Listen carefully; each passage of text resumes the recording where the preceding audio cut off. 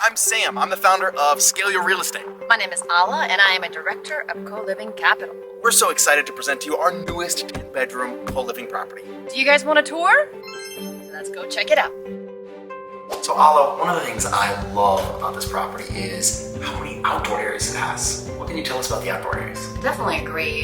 This property has a lot of amazing features, which include seating nooks, outside table for eating outside, whether it's in the fall, whether it's in the summer. It includes fire pit seating areas, a lot of reading nooks as well. Even from some of those porches on the front of the house, it has that amazing view you were talking about too, doesn't it? It does. You get to sit on the front porch in a comfortable couch and enjoy the mountain view. That's what Nashville is known for. Co-living is all about community, and you definitely did a great job designing that here. So one of the things that we believe in at Coliving Capital is creating community spaces, such as this one behind me. The goal is to provide a space where people can come together, connect, and feel that homey sense of community. There's other co-living companies out there that'll say, don't have any common spaces in your co-living homes. And we firmly believe that part of the benefit of co-living is that maybe you're a new working professional to the area, or maybe just new to the area, period, and you want to get to know the people. Meeting new friends in a new area can definitely be tough sometimes.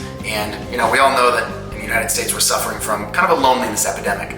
Having these common spaces allows people to work, eat, cook, and really enjoy the space together. Another thing we believe in co-living is creating an atmosphere of inspiration. Some of the things we do is we put wall art to remind people about teamwork, about determination, about cooperation in a community-safe living style. Life journal is something that we also offer to basically encourage everyone who lives in our spaces, enhances their life daily. We also believe in coffee, hence the coffee bar feel. We get this question a lot of wow, how do you have so much mail coming to people's houses? How do you keep that separate? Well, one of the things we do is we have these mail slots, and every room has their own mail slot, so it's easy for the tenants to kind of self-organize the mail and make sure everybody gets their mail. So if we have a 10-bedroom co-living home and 10 people sharing a home, how does the washer and dryer work? Do you offer that as a service? We do. It's a free service to all of our members, and the system is wash your clothes, put it in the washer, take it out, put it in the dryer, and everybody's happy. It works. So Sam, how do 10 people live in the same house and get along? Great question. I'm so glad you asked. Really, there's a couple of things that we do to make sure that everybody gets along in a co-living house. First, I gotta say, I grew up with 8 brothers and sisters and 2 parents in the house, so 10 people was average growing up for me. That was normal. But number one is you gotta vet your tenants really, really well. They have to know what they're getting themselves into when they come into a co-living house. The second thing is we always have a house manager. It's somebody that we maybe give a discount on rent, and they help just take care of everything in the house and help everybody get along. And the third thing is, if someone keeps breaking the house rules, you have to be willing to kick someone out of your co-living community to make sure that it stays clean, quiet, and safe. So let me get this straight, Alla. You got 10 people living in a home sharing. How do you keep, say, Johnny over here from eating Susie's peanut butter out of the refrigerator? Good question. So we have a pantry and cabinets and 2 fridges per home, and all of those spaces are labeled per room. So every member, all of our guests, they know exactly where their stuff is. So that is a system that we have in place in Coliving Capital. It's nice to know where your stuff is. Absolutely. So Alla, tell me about it a little bit. If I rent a room out of one of our co-living homes, there's 10 people sharing this, what do I get? Do I get a private bathroom? How big are the rooms? Let's talk about the rooms that everyone's gonna get to experience when they rent. So we have a 3 bedrooms to 1 bathroom maximum ratio. The rooms vary. Some of the rooms have private baths, some of the rooms share bathrooms. If you have a private bathroom, it rents for more. If it's a shared bathroom, you just get a better deal on it, so it's a little bit cheaper. Does that answer your question? Yeah. One of the things we do with all the bedrooms is we have private locks. That just helps us keep everything safe. So when people come in, it's a keyless entry. You don't have to worry about keys at all. And then you get access to your room. And every room is numbered, so you see a number on every door. And therefore, there's not a chance that a member and a tenant can walk into a room that does not belong to him or her. And hopefully that code doesn't work to all rooms. No, it's a very individualized code to every room, yes, sir. Some rooms have big closets, some rooms have small closets, but all the rooms, we have a closet.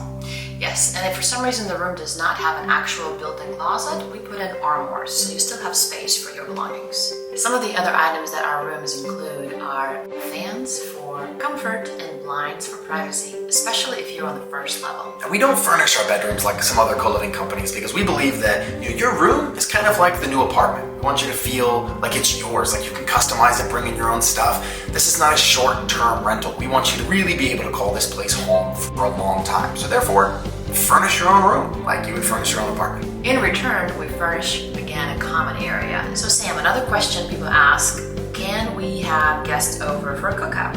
Well, it's super important in a co-living community if you do it right. And don't get me wrong, there's a lot of ways to do it wrong. But if you do it right, every co-living community has to be clean and quiet and it's safe. So one of the ways that we keep it safe is by limiting the number of overnight guests you can have to 5 per month. And that just makes sure that we aren't just having other people live with them, basically. Now, if you want to throw a party or have a cookout with your friends. Did you say parties? I might have said parties, but I really meant just get-togethers, cookouts, no ragers, okay? This is co-living. It's clean, it's quiet, and it needs to be safe. So no parties.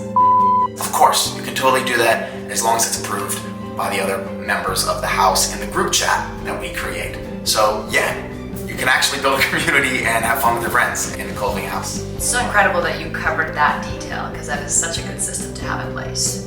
It's all about the systems. If you don't have them, you can't have a good co-living home. You gotta get it right. So Sam, what is a better real estate investment?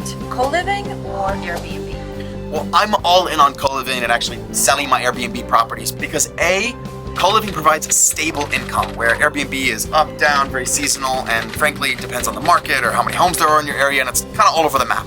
The second reason I'm all in is because when you do co-living, you're actually putting housing back into the market versus Airbnb taking housing off the market that's frankly just desperately needed right now in our economy. I believe affordable housing is one of the biggest crises in America today. We have over 600,000 people homeless.